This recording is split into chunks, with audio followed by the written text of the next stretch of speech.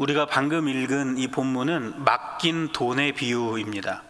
그러니까 예수님께서 맡긴 돈의 비유를 우리에게 알려주시는데 다 아는 내용입니다. 주인이 외국을 가면서 종들에게 자기의 재산을 위탁하고 갑니다. 그 재산을 받은 종들은 각자 자기 방식대로 이익을 남기죠. 3명의 종이 재산을 받았는데 2명의 종은 이익을 남겼고 1명의 종은 그것을 땅에 묻어놨다가 주인이 다시 돌아왔을 때 그것을 꺼내어서 주인에게 돌려주었다는 이야기입니다. 우리가 잘 아는 이 이야기인데 예수님께서는 이 맡긴 돈의 비유를 왜 제자들에게 또 지금 우리에게 들려주시는 걸까요? 그 목적이 있습니다. 예수님께서 왜 이 비유의 말씀을 해주시는지를 우리가 더 잘 이해하려면 예수님이 어떤 말씀을 하시는 와중에 이 맡긴 돈의 비유를 말하고 계시는가, 이걸 좀 이해하면 더 명확하게 알 수가 있습니다. 예수님이 어떤 말씀을 해 오시다가 이 비유의 말씀을 탁 얹으셨는지를 한번 생각해 보겠습니다. 우리가 지금 읽은 말씀은 마태복음 25장의 중반쯤 말씀을 읽었습니다. 한 장 앞인 24장에서 예수님은 어떤 말씀을 하셨냐면 이제 앞으로 우리가 만나게 될 종말, 심판, 재림, 이거에 대해서 말씀하셨어요. 우리가 지금 그것을 만나는 것은 아니지만 앞으로 만나게 될 일들에 대해서 설명을 하셨습니다. 심판과 종말에 대해서 설명을 하실 때는 무너져버린 성전을 가지고 말씀을 하셨어요. 앞으로 성전이 무너질 것인데 돌 위에 돌 하나도 남지 못할 만큼 완전히 무너져 버릴 것이다, 이렇게 말씀을 하셨고, 또 나라와 나라가, 민족과 민족이 서로 대적하여 싸우는 일들이 일어날 것이다. 여기저기에서 기근이 일어날 것이고 여기저기서 또 거짓 선지자들이 나타나서 사람들을 현혹시킬 것이다. 이런 일들은 창세 이후로 한 번도 경험해 보지 못한 그런 일들일 것이다, 예수님께서 말씀하십니다. 그리고 이런 일들이 쭉 있고 난 이후에 마지막으로 예수님께서 다시 오시는 재림이 일어나고요, 그렇게 다시 오신 예수님은 이 끝에서부터 저 끝까지 예수께서 택하신 자들을 불러 모으신다, 이 말씀을 하셨어요. 예수님께서 이 말씀을 왜 하셨을까요? 우리가 지금 아직 심판과 종말과 재림을 만난 것은 아니지만 그때를 향해서 살아가고 있다는 것을 기억하라는 거예요. 그러니까 우리는 그리스도인이지 않습니까? 그리스도인으로서 지금 우리가 살아가는 이 시기, 바로 오늘을 어떻게 살아갈까 생각하고 살라고 예수님은 이 말씀을 하시는 겁니다. 그래서 종말과 심판과 재림을 말씀하시고 바로 덧붙여서 깨어 있어라, 이 말씀을 하시는 거죠. 노아의 홍수 때를 예를 들어서 예수님은 말씀을 하시는 거예요. 노아의 홍수가 일어나지 않습니까? 물론 언제 일어날지를 잘 모르고 있다가 그것을 만난 것이지만 아무도 모르고 있다가 느닷없이 만나는 것은 아닙니다. 하나님께서 노아에게 홍수에 대해서 알려주셨고 오랜 시간 동안 배를 짓도록 말씀하셨잖아요. 그러면 그것을 보고 사람들은 시대를 분별해 했어야 되고, 내가 오늘 어떻게 살아야 될까 생각을 했어야 했던 거죠. 그런데 홍수가 일어나기 직전까지 사람들은 흐리멍텅하게 살았습니다. 깨어 있어야 된다, 예수님이 말씀하시는 거예요. 어떤 주인이 자기의 재산을 종에게 맡기고 멀리 여행을 갑니다. 이 종은 맡긴 그 주인의 재산을 충실하게 잘 관리를 해야 되는 거예요. 그런데 한 달이 지나고 2달이 지나도 주인이 돌아오질 않는 겁니다. 이 종의 마음이 점점 해이해져요. 충성되었던 마음이 점점 사라집니다. 그래서 자기한테 맡겼던 그 재산을 가지고 흥청망청 살게 돼요. 그러다가 주인이 돌아와서 그렇게 흥청망청 살고 있는 종을 보고서 그에게 벌과 매를 내리게 되는 거죠. 깨어 있으라는 거예요. 늦어진다고 해서 안 오는 게 아니라 주인은 다시 돌아오니까 그때를 기다리면서 깨어 있으라라고 말씀합니다. 슬기로운 처녀들도 마찬가지예요. 슬기로운 처녀들은 저 산을 넘어서 올 신랑을 기다립니다. 신랑이 언제 올 줄을 모릅니다. 밤이 깊었는데 밤이 다 지나서 올 수도 있어요. 그래서 이 슬기로운 처녀들은 뭘 준비했냐면 등불과 그 등불에 넣을 기름을 준비했습니다. 밤을 꼬박 새우더라도 끄떡 없을 만큼 넉넉한 기름을 준비했습니다. 이렇게 넉넉하게 준비된 것을 깨어있는 것으로 설명합니다. 그러니까 예수님께서는 종말과 심판과 재림의 때가 있다 말씀하시고, 그 때를 지금 너희들이 살아가고 있는 것이다. 근데 깨어 있어야 된다. 내가 지금 어느 시점을 살아가고 있는지를 분별하며 살아야 된다. 예수님은 그 말씀을 하고 계시는 거예요. 그 와중에 오늘 맡긴 돈의 비유를 설명하십니다. 이 맡긴 돈의 비유는 앞에 설명했던 깨어있어라라는 그 비유하고는 조금 달라요. 깨어있으라는 비유는 재림의 때를 기다리는데 조금 소극적인 면을 우리에게 보여주죠. 근데 맡긴 돈의 비유는 좀 더 우리가 적극적으로 어떻게 살아야 하는지를 설명해 줍니다. 주인이 외국을 떠나게 되고 외국을 떠나면서 종들을 불러 모읍니다. 왜 불러 모으냐면 자기의 재산을 위탁 관리하도록 나눠주기 위해서 주인을 불러 모읍니다. 이런 일들은 이스라엘 사회 안에서 종종 있었던 일이었기 때문에 종들은 이 재산을 받고 자기네들이 이것을 어떻게 해야 되는지를 압니다. 이런 거예요. 외국으로 떠나 있는 동안에 종들은 위탁받은 재산을 가지고 자기 방식대로 이익을 남깁니다. 때가 돼서 주인이 돌아오시면 주인이 결산을 하는 겁니다. 결산을 했을 때 주인은 뭐만 가져가냐면 내가 맡겼던 돈과 그 돈에 대한 이자만 가져갑니다. 이익이 아무리 많이 남았어도 그것만 가져가는 거예요. 그럼 나머지 이익은 그 이익을 낸 종이 가져가게 되는 겁니다. 이게 이스라엘 사회 안에서 종종 일어났던 그런 일입니다. 그것을 지금 예를 들어서 설명을 하고 있어요. 우리가 종이라고 한번 생각을 해볼까요? 주인이 나에게 재산을 맡기고 갔잖아요. 나는 그것을 이익을 내야 되지 않습니까? 근데 어떻게 깨어서 주인이 올 때까지를 기다릴 수만 있는 것이 아니잖아요. 보다 적극적인 우리의 어떤 노력과 삶의 자세가 있어야 되는 것이죠. 예수님은 지금 그 말씀을 해주고 싶으신 거예요. 깨어서 기다리는 거 굉장히 중요한데 그걸로는 좀 부족하고 우리 가운데 적극적인 삶의 자세, 그것이 있어야 된다고 예수님은 우리에게 알려주십니다. 여기에서 외국으로 떠난 주인은 그리스도를 상징하죠. 우리 가운데 오셨다가 승천하신, 그리고 다시 오실 그 그리스도를 상징합니다. 그 주인이 맡겼다는 재산은 이 땅을 살아가야 되는 그리스도인들에게 맡기신 역할을 의미합니다. 이익을 냈다는 것은 그 역할을 충실히 잘 감당했다라는 것이죠. 이런 내용을 우리가 잘 기억하시면서 오늘 읽은 본문을 한 번 더 생각해 보려고 합니다. 주인에게 그 재산을 위탁받은 종은 총 3명인데요. 각각 5달란트, 2달란트, 1달란트씩을 위탁을 받습니다. 달란트 이야기를 하면 이게 요즘으로 하면 뭐 일용직 노동자가 뭐 얼만큼 일한 것이다 이렇게 계산을 하지 않습니까? 이러면은 별로 이렇게 와닿지가 않아요. 그 조금 우리가 이해하기 쉽게 1달란트를 어떻게 이해하시면 되냐면 그 더샵 염주 센트럴파크 있지 않습니까? 그거 한 채 이렇게 생각하시면 될 것 같아요. 1달란트가 아파트 한 채다 이렇게 이해하시면 됩니다. 주인이 종들을 불러놓고 한 종에게는 5채, 다른 종에게는 2채, 또 다른 종에게는 한 채씩 위탁을 했던 거예요. 그리고 나서 잘 관리해라 하고 떠난 것이죠.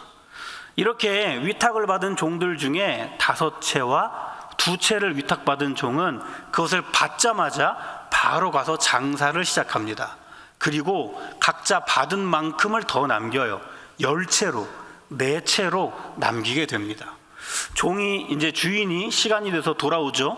그리고 결산을 하는데 그렇게 남긴 종들을 보고 굉장히 기뻐합니다. 주인은 왜 이렇게 기뻐했을까요? 종들이 많이 남겨서 기뻐했을까요? 그거는 아닙니다. 만약에 종들이 많이 남겨서 주인이 기뻤던 거라면 10채로 불린 종에게는 그만큼의 칭찬을 했을 것이고 4채로 불린 종에게는 또 그만큼의 칭찬을 했을 것인데 10채로 불린 종이나 4채로 불린 종이나 토씨 하나 다르지 않게 똑같은 말로 칭찬을 합니다. 주인은 그러면 왜 기뻤던 걸까요?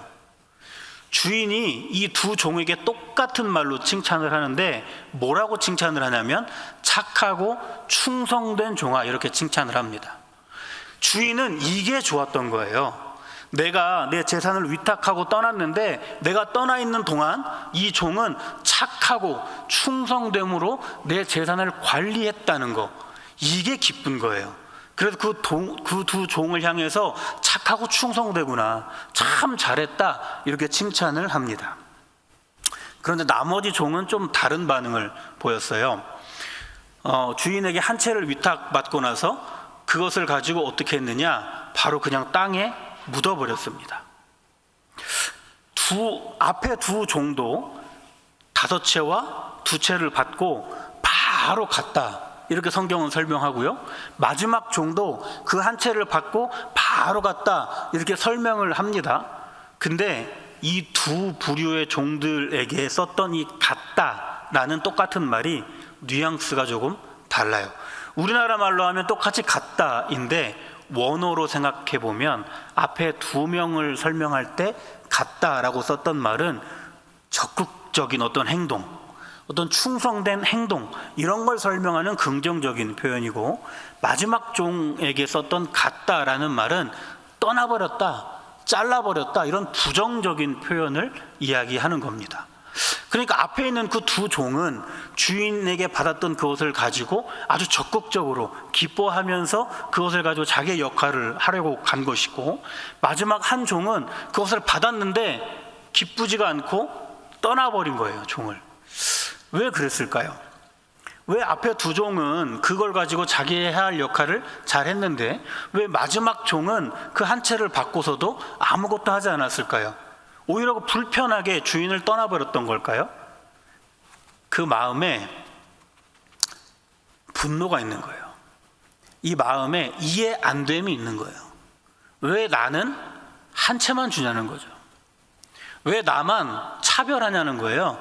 저 종은 5채 줬는데 저 종은 2채라서 좀 그렇긴 하지만 나보다는 많잖아요. 왜 나는 한 채만 줬냐, 이거예요. 만약에 5채를 나에게 줬다면 그 많은 미천을 가지고 나도 잘할 수 있는데 왜 나에게는 한 채만 줬느냐 하는 이 불편함이 있는 겁니다. 모르는 사람도 아니고 우리 같이 주인 밑에서 일했던 같은 종들인데 왜 뻔히 아는 그 사람에게 저 사람은 저렇게, 나에게는 이렇게 차별하느냐 하는 이 분노가 깔려 있었던 겁니다. 그 분노가 얼마나 컸는지 주인이 다시 돌아와서 주인과 이 마지막 종이 나누는 대화를 보면 알 수가 있습니다. 24절에는 그 대화의 내용이 이렇게 나와 있어요. 주인에게 종이 말하는 거예요. 주여, 당신은 굳은 사람 아닙니까? 심지 않은 데서 거두시고 해치지 않는 데서 모으시는 분 아닙니까? 그래서 제가 이것으로 아무것도 안 하고 땅에 묻었던 겁니다, 라고 이야기합니다. 이게 무슨 말인지 아시겠습니까? 심지 않는 데서 거둘 수가 있습니까? 없어요. 해친다는 말은 이렇게 흩어버린다는 말인데 우리가 키지를 생각하면 됩니다. 우리가 알곡과 쭉정이를 키지를 통해서 이제 걸러내죠. 이 키지를 하면 할수록 알곡이 이제 모아지게 되는 겁니다. 해친다는 게 그런 건데, 해치는 이 작업이 없이 모아지는 일도 없죠. 심은 데서 거둘 수가 없고, 심지 않은 데서 거둘 수가 없고, 해치지 않은 데서 모을 수가 없는데, 이건 너무 당연한 얘기인데 이 종은 주인에게 그렇게 이야기하는 거예요. 주인, 당신은 심지도 않고 거두려고 하고 해치지도 않고 모으려고 하는 분이잖아요. 그만큼 아주 악독한 분이잖아요. 그만큼 아주 불공평한 분이잖아요. 그래서 혹시 제가 혼날까봐 그냥 땅에 묻어뒀던 거예요. 자기 마음에 있는 그 비교에 의한 분노, 착하지 않은 그 게으름, 이런 것들을 다 주인에게 떠넘기면서 당신 때문에 내가 이렇게 했다라고 이야기합니다. 이 종 안에 있는 이 차별에 대한 그 불안 마음이 얼마나 심했을까 생각해 보게 되는 그런 내용입니다. 그러나 앞에 그 두 종, 이익을 남겼던 두 종은 완전히 그 태도가 달라요. 이 종들이 주인하고 결산을 할 때 똑같은 말을 합니다. 5달란트 받았던 종은 와서 뭐라고 하냐면, 주인이요, 저에게 주인이 5달란트를 주셨는데 제가 이렇게 10달란트 만들었습니다. 2달란트 받은 점도 똑같습니다. 주인이 나에게 2달란트를 주셨는데 이렇게 4달란트가 되었습니다. 다시 한번 말씀드릴게요. 주인이 나에게 5달란트를 주셨는데 이렇게 10달란트가 됐습니다. 주인이 나에게 4달란트를 주셨는데 이렇게 2달란트를 주셨는데 4달란트가 됐습니다. 이게 무슨 말인지 아시겠습니까? 제가 잘해서, 제가 아주 능력이 많아서 이렇게 많이 불렸어요, 이 이야기를 하는 것이 아니고, 제가 이만큼 거둘 수 있었던 것은 주인이 저에게 5달란트를 주셔서 이렇게 할 수 있었습니다. 2달란트 받은 종도 주인에게 불평을 하지 않아요. 주인, 저도 4달란트 남겼거든요. 저도 100% 수익률을 냈는데 저한테도 5달란트를 주셨다면 저도 그러면 10달란트 남겼을 거예요, 이렇게 말하지 않습니다. 주인이 저한테 2달란트를 주셔서 제가 그걸 가지고 이렇게 4달란트로 만들었습니다. 이들은 자기가 얼마를 받았는지에 대해서 서로 비교하지 않습니다. 그저 주인이 나에게 이것을 주셨다는 것, 그리고 나는 주인께로부터 받은 이것을 잘 관리해야 된다는 것, 이것만 생각하는 거예요. 주인을 주인으로 인정하고 있는 것이죠. 마지막 종은 근데 그렇지 못했던 거예요. 내가 받은 그 1달란트를 다른 종들이 받았던 달란트랑 비교하면서 불편해하고 불만을 가졌던 것이죠. 주인을 주인으로 인정하지 않았던 겁니다. 그러면 주인은 왜 이 종들에게 똑같이 주질 않고 다 다르게 재산을 주었을까요? 15절에서는 그것을 각각의 재능이 달랐기 때문이라고 이야기합니다. 각각의 재능에 맞게 주인이 준 거라고 이야기합니다. 우리들의 재능은 다 다르죠. 잘할 수 있는 것도, 잘할 수 있는 정도도 서로 다 다릅니다. 주인이 그것을 보고 거기에 맞게 재산을 맡겼던 거예요. 이것을 결정할 수 있는 권한은 주인에게 있습니다. 왜 주인에게 있겠습니까? 이들에게 맡기는 재산이 주인의 거잖아요. 그래서 이것을 결정할 수 있는 것도 주인에게 있는 겁니다. 이렇게 결정할 수 있는 권리, 이것을 주인된 권리라고 해서 주권이라고 부르죠. 이 앞에 있는 2 종은 주인의 주권을 인정했던 종이에요. 그래서 나에게 얼마를 주셨는지를 생각하지 않고 이것을 주신 주인을 바라보면서 착한 충성으로 맡겨진 것을 잘 관리했던 겁니다. 그러나 마지막 종은 주인의 주권을 인정하지 못했고 자기가 받은 돈만 바라봤던 거죠. 다른 사람이 받던 돈만 바라봤던 것이죠. 그래서 그 안에 불편함이 생기고 불만을 가졌고 착한 충성이 아니라 악하고 게으름으로 그 자그맣게 맡겨진 것마저도 제대로 하지 않고 땅에 묻어버렸던 겁니다. 주인은 그리스도시라고 말씀을 드렸고요. 주인이 우리에게 맡긴 그 제사는 그리스도인으로서 우리가 이 땅에서 해야 되는 역할이라고 말씀을 드렸습니다.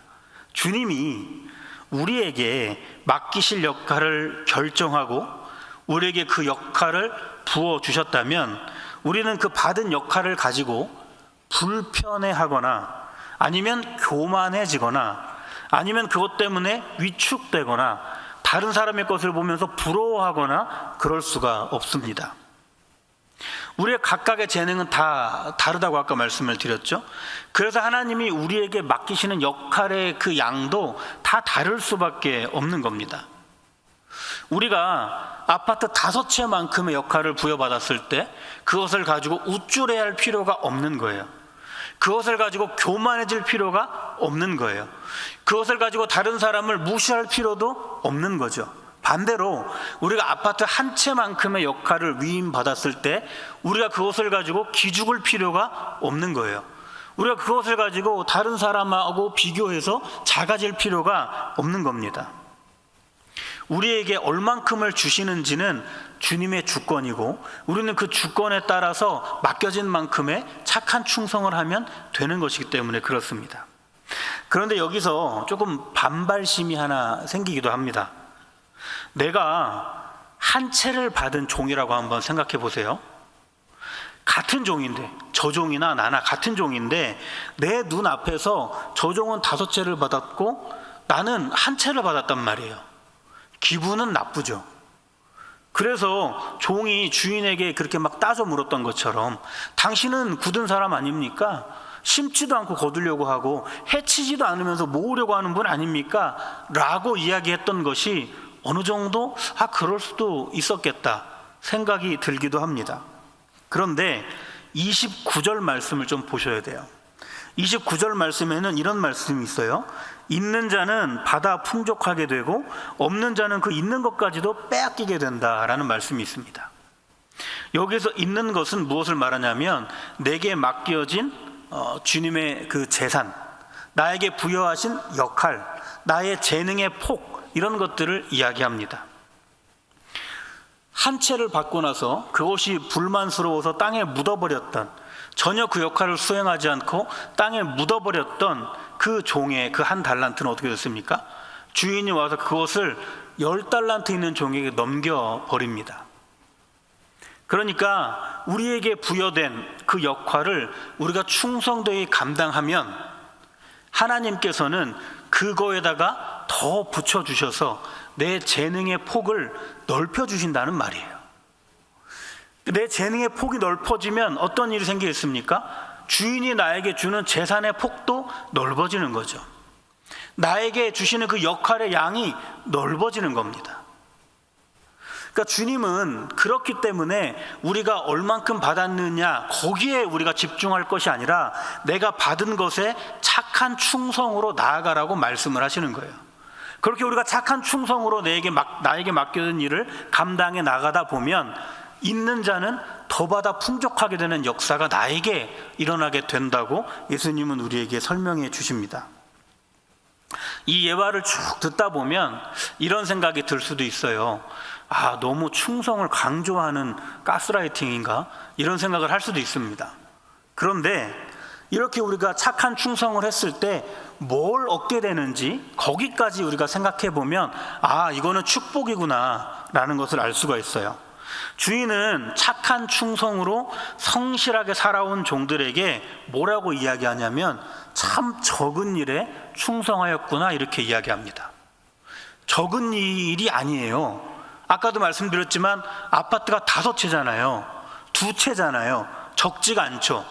또 그것을 10채와 4채로 불렸잖아요. 어마어마한 일입니다. 그런데 주인은 그 종에게 뭐라고 하냐면 네가 참 적은 일에 충성했구나 이런 말을 합니다.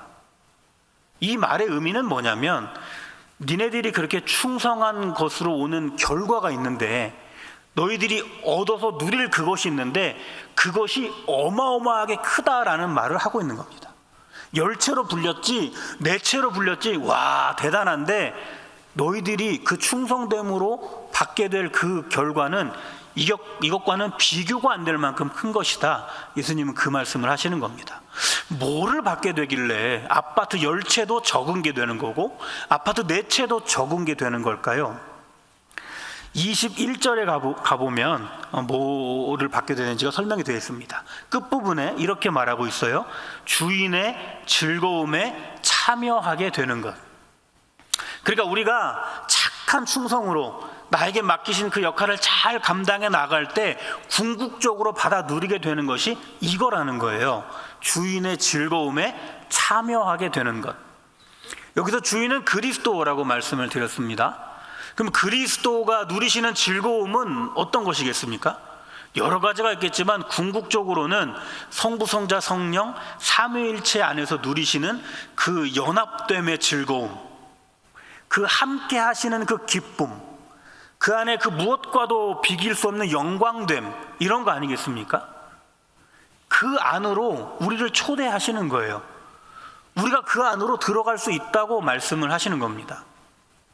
우리가 착한 충성으로 주님 앞에 나아갈 때 우리를 그렇게 초대하시는데, 그래서 하나님과 내가 완전히 연합된 그 상태, 그래서 이 세상 그 누구도 나에게 줄 수 없었던 평안을 맛보는 그 상태, 이 세상 그 어떤 것으로도 나에게 만족을 주지 못했는데 영원한 만족을 누리는 그 상태, 그 큰 기쁨을 내가 바라보는 그 상태, 그 상태로 나를 초대하신다는 거죠.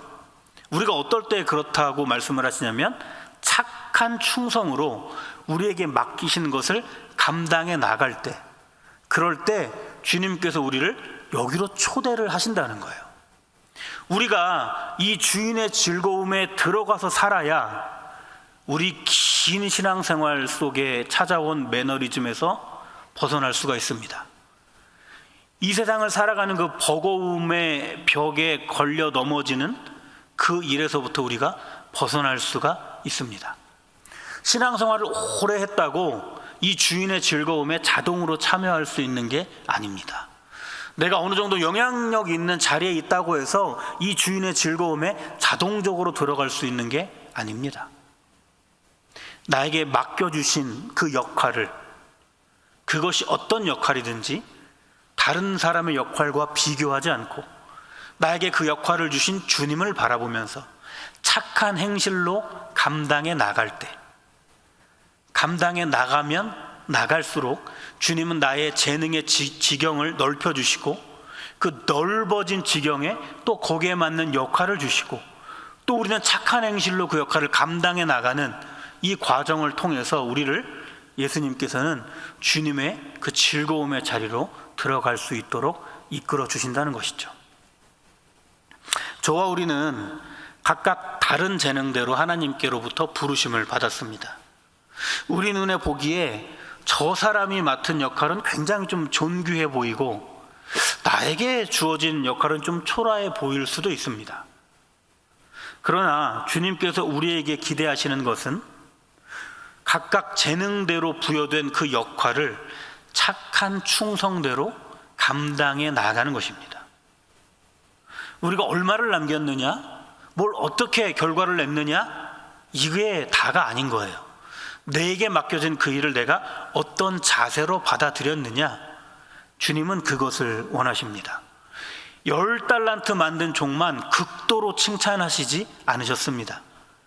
그 받은 달란트에 착한 충성으로 반응한 종들에게 똑같이 칭찬하셨습니다. 재능대로 나에게 맡기신 그 역할에 착한 마음으로 충성하시기를 바랍니다. 억지로 그것을 해야 된다고 강요하고 있는 말씀이 아닙니다. 그 착한 충성이 결국에는 내 재능의 지경을 넓혀주기 때문에 착한 충성으로 나아가시자고 말씀을 드리는 겁니다. 그리고 그렇게 우리의 재능이 넓어지면 넓어질수록 주인으로부터 받을 수 있는 것도 더 많아진다는 것을 우리는 기억하셔야 되는 것이죠. 있는 자는 더 받아서 더 풍족하게 된다는 말씀의 의미가 바로 이것입니다. 하나님을 향한 신뢰로 우리가 살아갈 때 우리의 영적인 삶이 주님께로부터 오는 것을 충만하게 받아서 풍족하게 될 것입니다. 그렇게 주님은 우리의 재능을 따라 역할을 주시고 그것을 감당해 나가는 것을 통해서 우리를 주인의 즐거움 안으로 들어갈 수 있도록 초대하십니다. 오래 신앙을 가졌다고 아까 들어올 수 없다고 말씀을 드렸어요. 내가 어떤 역할을 많이 한다고 그 안에 들어올 수 있는 것도 아니라고 말씀을 드렸습니다. 주인의 즐거움에 들어갈 수 있는 유일한 길은 우리가 주님의 주권을 인정하고 나에게 맡기신 그 일을 착한 충성으로 감당해 나갈 때 우리는 들어갈 수 있다고 말씀을 드렸습니다. 주님께서 우리에게 맡긴 돈의 비율을 주시는 이유가 이것입니다. 우리 지금 마지막 때를 향해 살아가고 있지 않습니까? 지금 우리가 당장 심판과 종말을 만나진 않았지만, 지금 당장 우리가 재림을 만나지 않았지만 우리는 그것을 향해 걸어가고 있습니다. 그리스도인으로서 오늘을 어떻게 살아가야 하겠습니까? 오늘 나에게 맡겨주신 그 일을 착한 행실로, 착한 충성으로 감당해 나아가면서 살아가야 하지 않겠습니까? 그렇게 살아가야 오늘, 내일, 그리고 모레의 우리의 모든 삶이 주인의 즐거움 안에서 살아가는 삶이 될 수가 있는 겁니다. 그 안에서 우리가 살아가야 신앙의 매너리즘에서 벗어날 수가 있는 것이고 여러 시험에서 우리가 이겨낼 수가 있는 것입니다. 예수께서는 우리가 그렇게 살기를 바라시면서 이 맡긴 돈의 비유를 우리에게 들려주십니다. 종말을 향해 살아가고 있는 저와 우리 모든 성도님들, 오늘 나에게 주님께서는 어떤 역할을 맡기셨는가, 그것을 생각하시고 나에게 그것을 맡기신 주님을 바라보시면서 오직 착한 충성으로 그것을 잘 감당해 나가시고, 그렇게 감당해 나가시는 것을 통해서 주인의 즐거움 안에서 복된 신앙의 삶을 살아가시는 저와 우리 모두가 되기를 간절히 바랍니다. 기도하겠습니다. 거룩하신 하나님, 내게 맡기신 모든 일이 주님께로부터 왔음을 고백하며 맡기신 일을 착한 충성으로 감당하는 우리 모두가 되도록 인도하여 주옵소서. 착한 충성으로 주님 앞에 설 때 우리의 재능의 지경을 넓혀주신다고 하시는 것을 기대합니다. 날로 재능이 넓어지게 하셔서 주님께로부터 오는 더 많은 것을 받아 누리게 하여 주시옵소서. 우리를 주님의 즐거움 안으로 초대하시는 주님, 착한 충성으로 우리가 그 안에 거하게 하시고 그 즐거움과 기쁨과 평안과 영광 안에 살면서 날로 새로워지는 믿음을 받아 이 땅을 더 힘있게 살아갈 수 있도록 우리 모두를 인도하여 주시옵소서. 모든 말씀 예수님의 이름으로 기도합니다. 아멘.